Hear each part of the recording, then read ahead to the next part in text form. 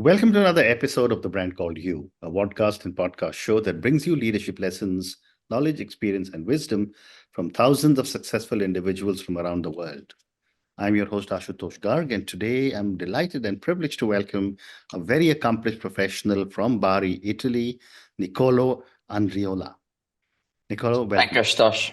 The pleasure is all mine. Thank you. Hello, everyone. Nicolo is the founder and managing director of Disal Consulting.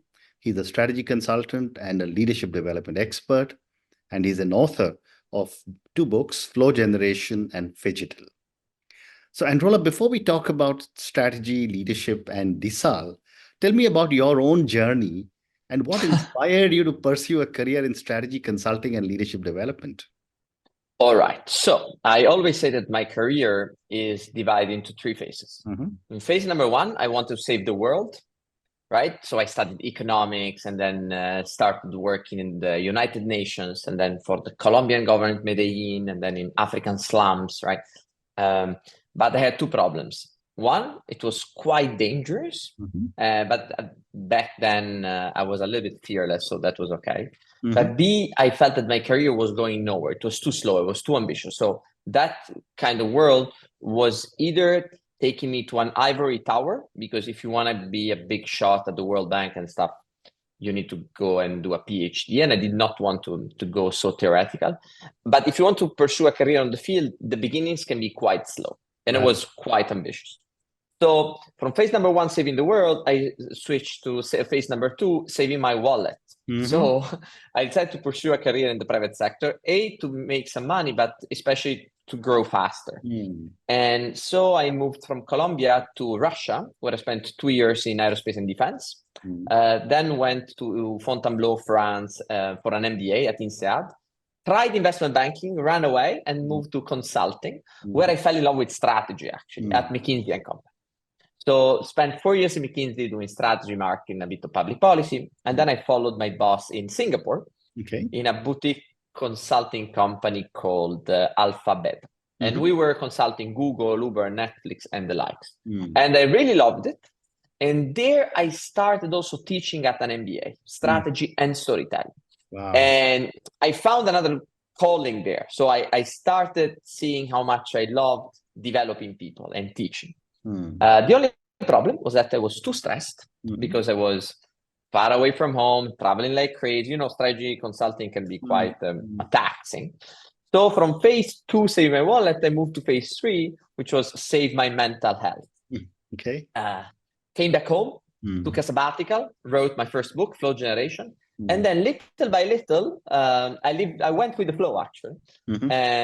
And that's how I decided to establish the company, which does three things that are my passions, which are strategy, storytelling, because then I decided I like writing, communicating, and strategy, stories, and skills, and developing people. So I teach both in business schools and as well as private coaching and executive teams. So amazing. That's my life. What an amazing journey. Thank you. So let me start by asking you that how do you define strategic planning in today's rapidly changing environment? So for me, strategy is about, first and foremost, deciding what not to do. A lot of people, when they talk about strategy, they're always trying to put more things on people's plates and people's mind. But the world is complex, and I have the feeling that less is more. And so you need to clarify, first and foremost, what you shouldn't be doing at all costs, right? So if you want to grow fast, then perhaps you should postpone profits and the other way around. Or sometimes you have to decide between customers and colleagues. These are tough choices, and there are no right customer and colleagues in terms of well-being. Of course, we always strive, blah, blah, blah, but you know what I mean, right? So that's, for me, strategy is a lighthouse in the sense that it helps shed a light about a direction and leave everything else on the side. It helps you prioritize. Then, of course, you have to prepare for multiple futures, and you have to be ready to re-examine that direction very, very often. Fascinating. Thank you.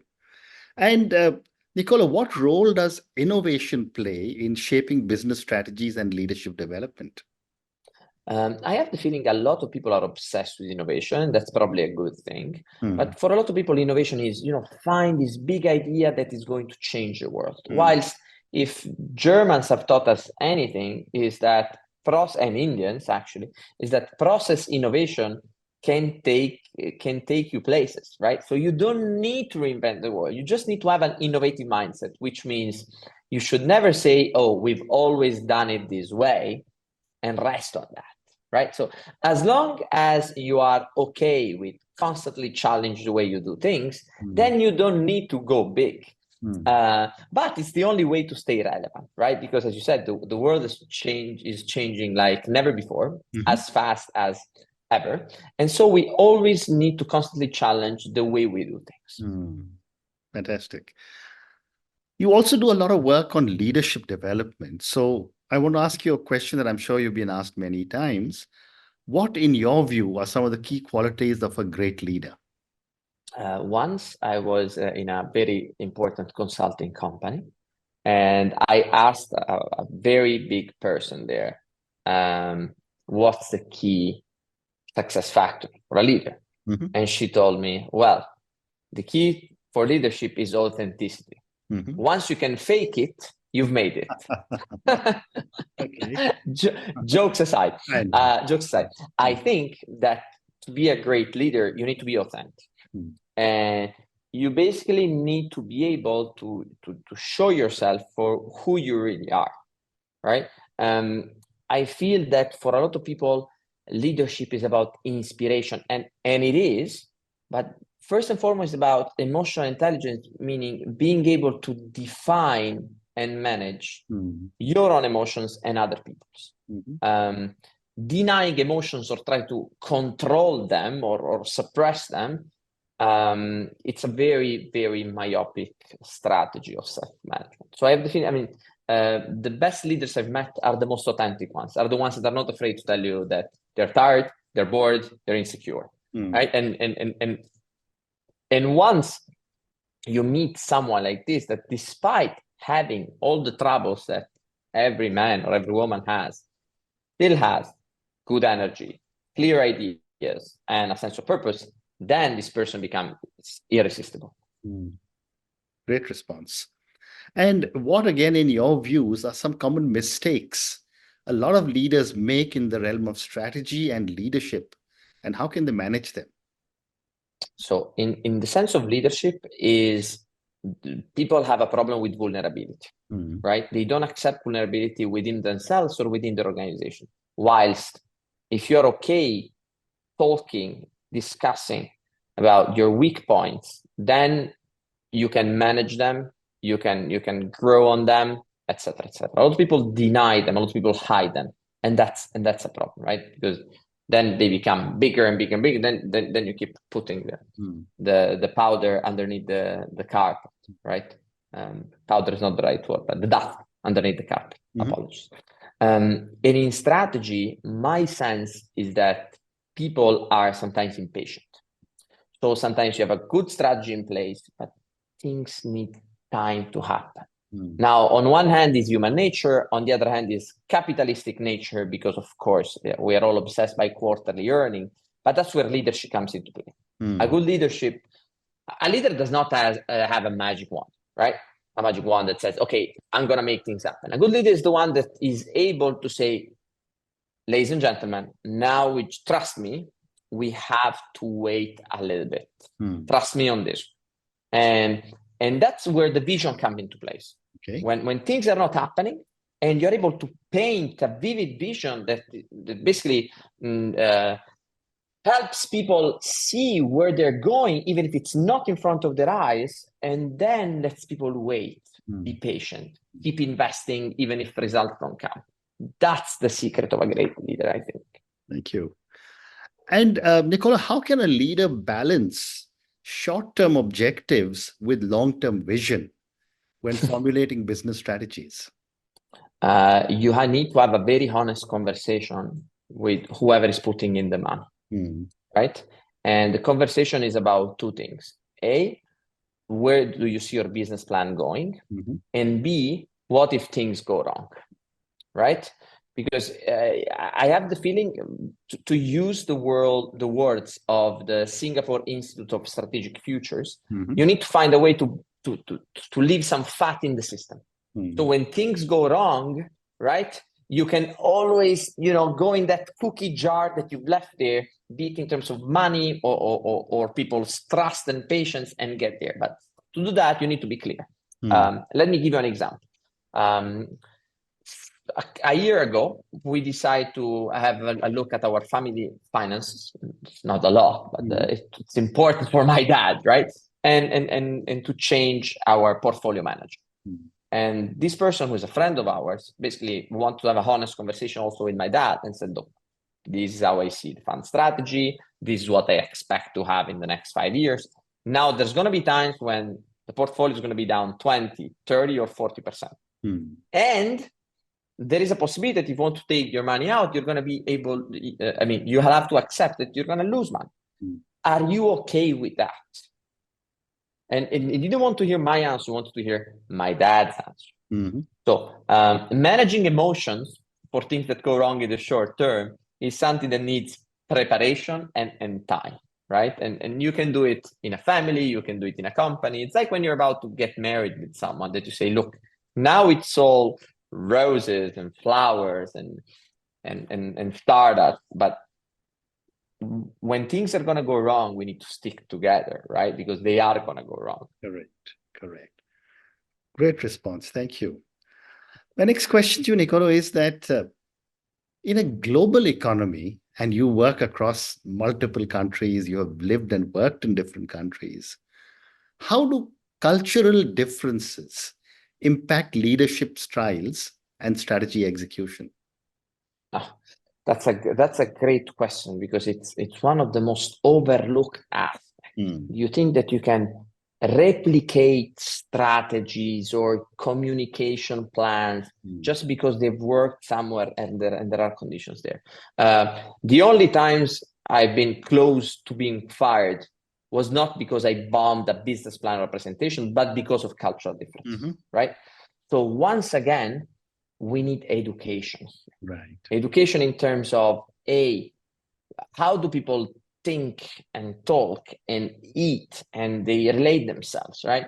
I always remember that when I came to work in Asia for the first time, I came from a very American and Northern European culture where people can be very direct, where being sincere is very much appreciated, right? Actually, you always need to have an opinion and challenge other people's opinion. Whilst in Asia, there is this concept of reputation, save someone's face, build a personal interaction first. And I did not have that. And basically, instead of making friends, I was accumulating enemies, even inside my own team, right? And I was silly because I overlooked that. I said, well, I'm a people person, I'm going to figure out. But sometimes business etiquette is very different from social etiquette, right?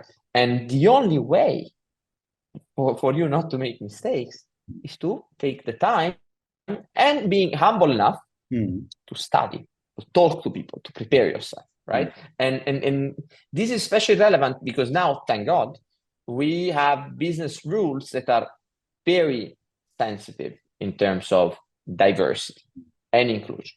So the wrong joke, the wrong line can be fatal for your career. So you need to be very careful. Very well said. My next question to you is that, culture is one very important element when you are interacting with people. But I also want to get your perspective on the role of ethical leadership in building trust and credibility within an organization.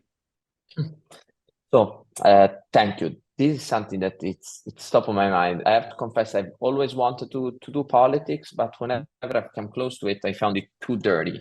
And so basically, I go to sleep at night thinking, okay, maybe I'm making a difference just by managing a company in the right way, right? Because my dream is to enter politics, but I'm too scared of not getting elected and failing, but I'm even more scared of the fact that I'll have to get my hands dirty, right? So I think, okay, how can I at least make a little difference in the world by being a good person and a good business person?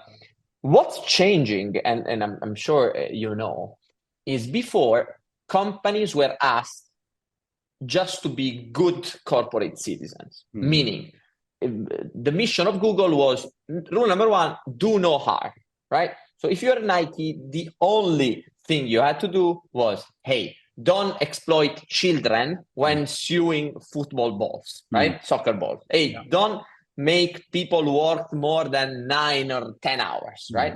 And it was a big ask back then, but it was a fair ask. Yeah.